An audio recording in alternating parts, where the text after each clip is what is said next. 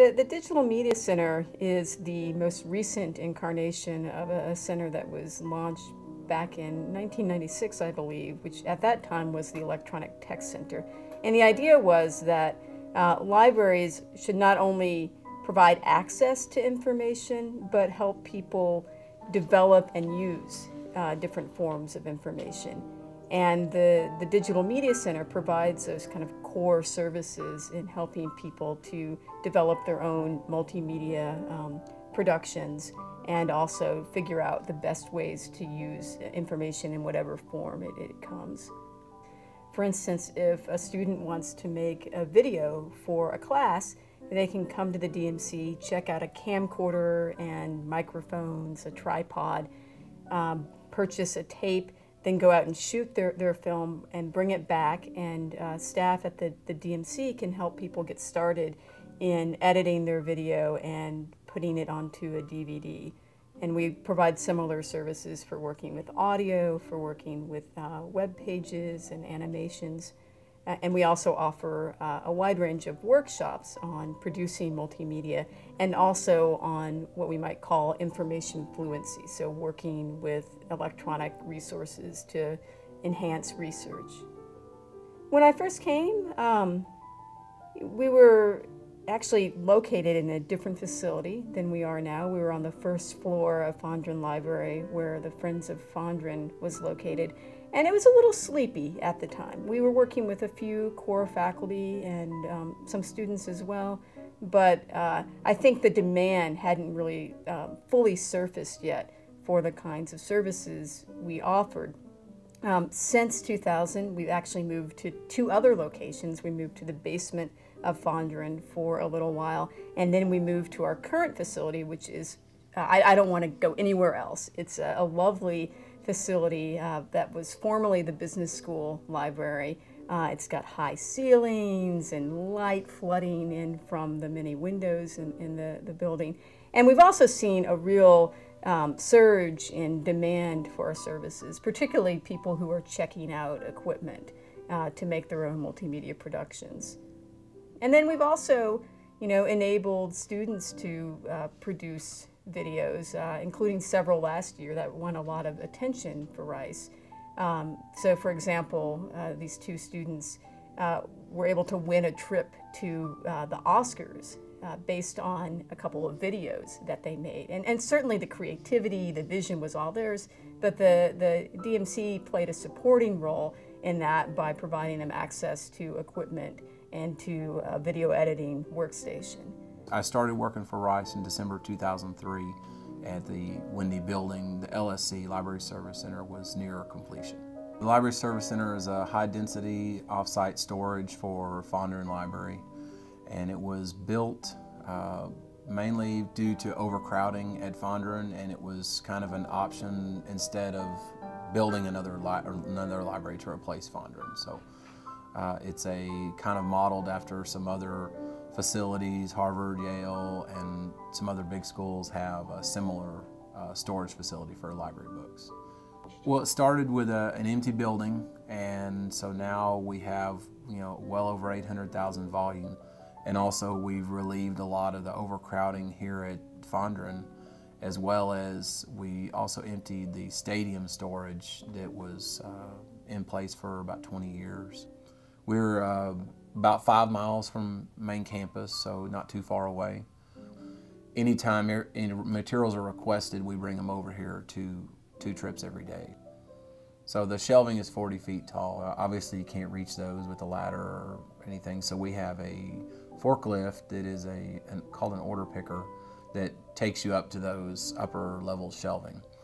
And so everyone on staff there is certified to operate the order picker forklift, and everybody also uses that every day. The library looks a lot nicer today, and I like the Lino Tagliapietra hanging glass boards, and I like the book designs on the walls, and I like the back entrance with the garden of trees and water fountains, cascades. I was very impressed when I came to work here, and I first walked through the doors, the back doors near the Brockstein Pavilion, and I had just walked by these beautiful water features that are outside the Brockstein Pavilion, just outside the library entrance, and the beautiful landscaping there.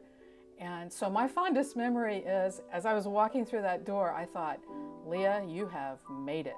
The library became a large computing lab, and so students really started, I think, coming en masse to the library. And our desk was no longer this sort of barrier, and it is now just a regular desk and a table right out in the middle of this computing lab. And in some cases, it brought a lot of students to the library because we had the computers, we had, the resources. But then I noticed that we lost a lot of faculty who used to come to the library on a regular basis to look at the print journals. No longer do they have to do that. They have desktop access.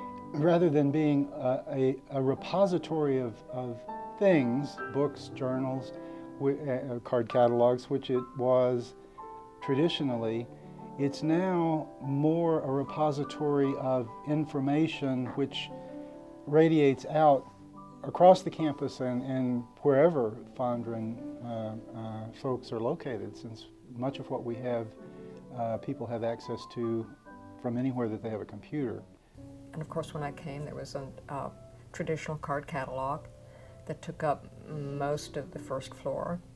And now we have sophisticated integrated library systems. And just this year we introduced another phase of technology in which a researcher can search simultaneously not only the online catalog, but 50 of the major databases that we currently subscribe to, all in one search.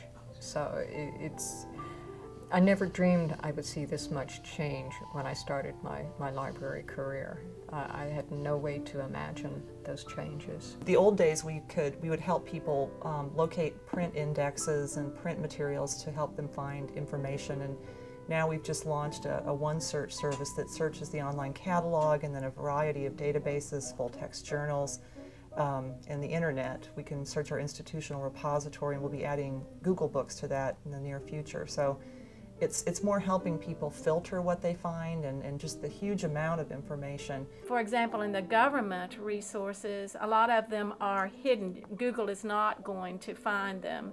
So we have extensive pages, subject pages, where people can go and search by agency, by specific databases that they wouldn't otherwise think of.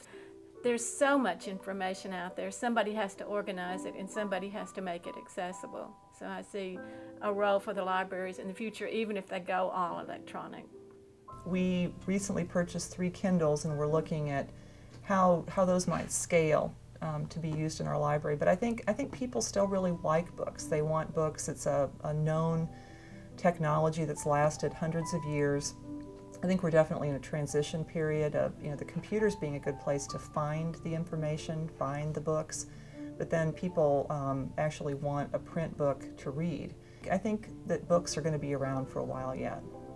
And I'm wondering what will happen when someone opens up the vault in 40 years and finds us talking about the future. And I want to say hello to those people, and we will change, I think, during that 40-year period, because we've changed already. We've been changing all along to meet new demands and new needs. What will it be like 40 years from now? That shift from print to digital. Will we still be living in a world where people are doing both, working with both, where libraries are having to support and preserve both? Or will it all be digital by then?